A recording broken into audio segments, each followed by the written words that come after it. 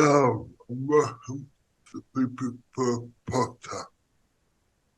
Today, we are happy to welcome Tom Jamison, the editor of Craven magazine, which is one of the top disability live lifestyle publications in the UK.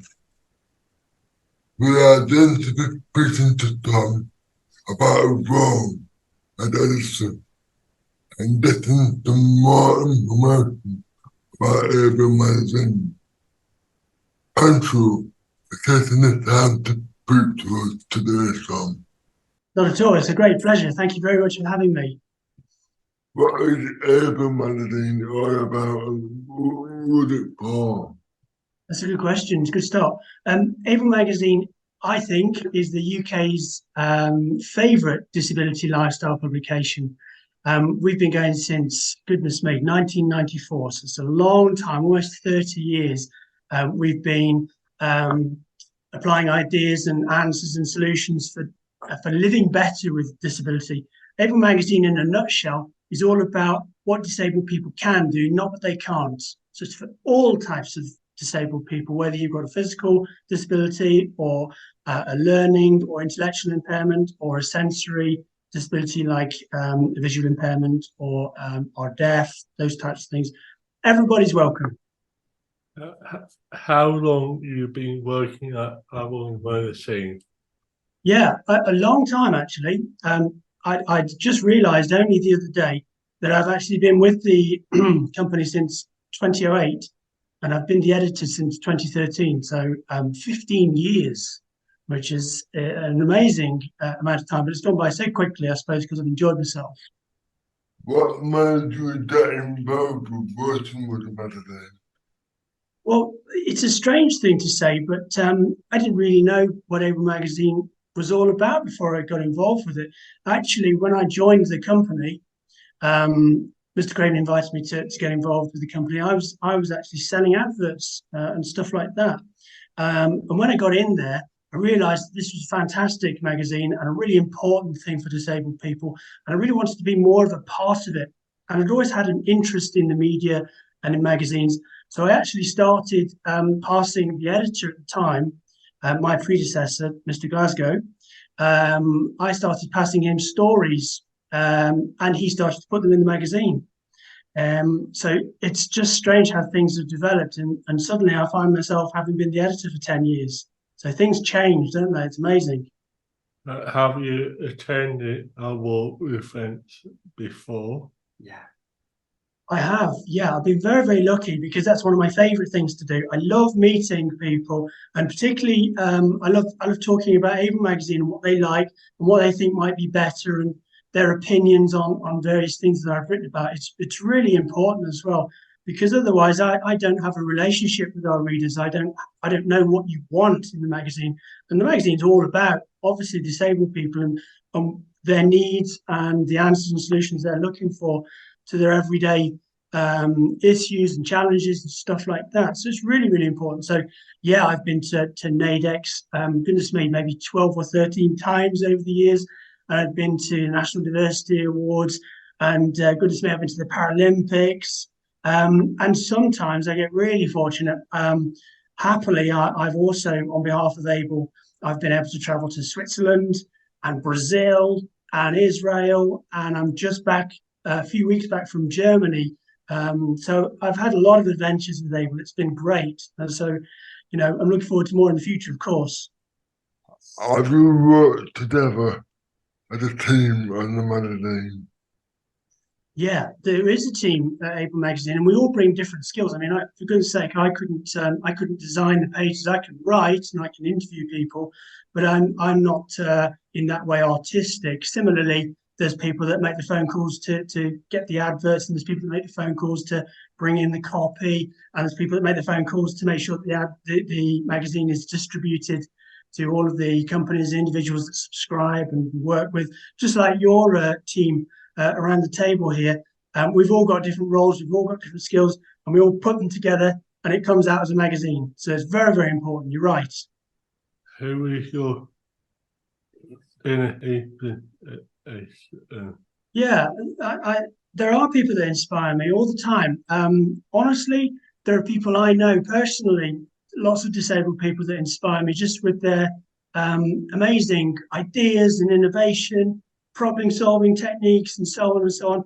You've got to love Paralympians for what they're able to do on the track or in the pool or on the bicycles and so on and so on. There's tons of people. I suppose if I had to pick a couple, oh, goodness me. Let me think. I've always been a fan of history. So I would definitely throw into the mix a guy called Douglas Bader, who was a Battle of Britain fighter pilot. He flew for the RAF during the battle. And he was actually an amputee.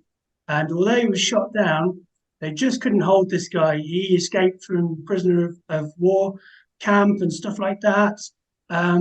He just didn't know he was defeated ever. He never ever gave up, and it's just an incredible story. And then I suppose I'm also I love painting, I love art, and I do it myself. And I've always looked up to a French artist called Henri Matisse, and he was a wheelchair user.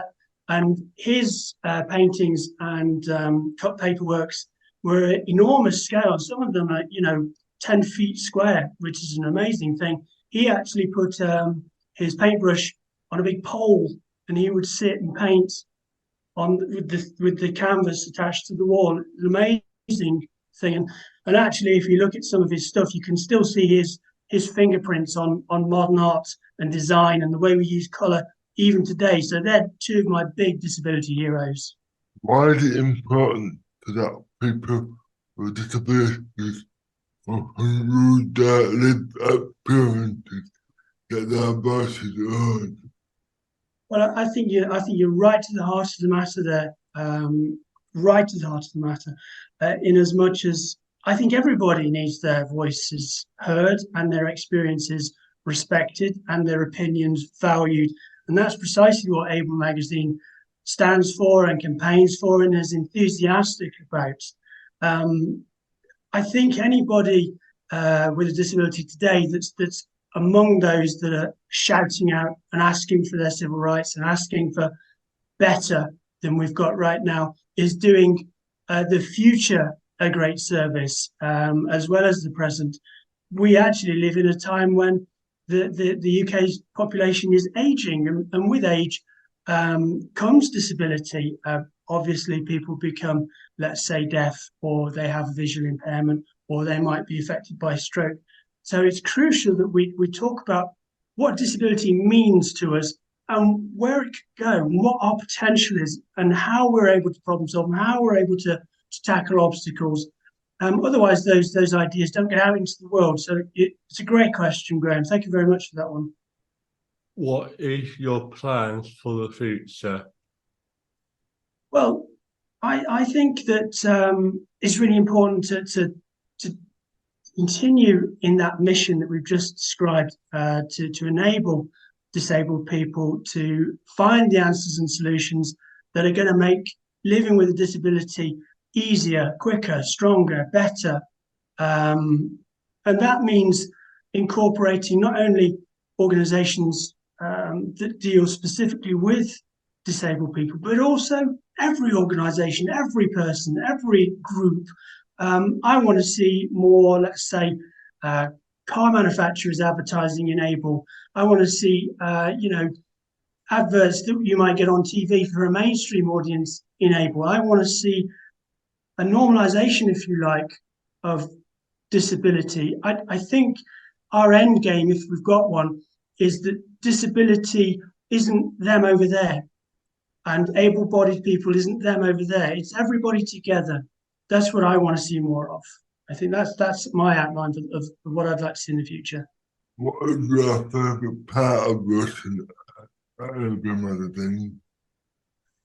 Well, goodness me, I honestly enjoy every single day, even the stinky days. And there are some jobs that I prefer, I confess that. But if I was to take a pick, I really, really love meeting people such as you two.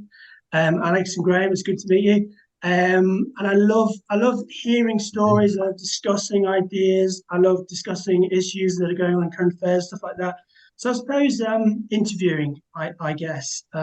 and I've interviewed some wonderful people down the years, and it's always fascinating to hear about their perspectives on what's going on in the world. That's my favourite bit, I think. How people can get involved or find out more about the magazine? How much does it cost? Well, there's a couple of questions in there. How much does it cost? You're welcome to subscribe to Able Magazine. It's £15 per year, or £27.50 for 2 years, and that will be posted directly to your door from our offices, which would be great. Or if you went to, let's say, charitable organisations or special educational needs training and education establishments, you might see it stacked in the foyer or on book stands, bookshelves, that kind of idea, and you're welcome to pick it up for nothing, of course. If you did want more information, and there's a lot of it, go to the website at www.ablemagazine.co.uk, and you'll find stories and advice and guidance and adverts and commercial partnerships and the whole 9 yards there, everything there. That's all I have time for today. We enjoy this episode with you. I hope this has helped our listeners learn a little bit about magazine. Do you have anything else to add before we end the show?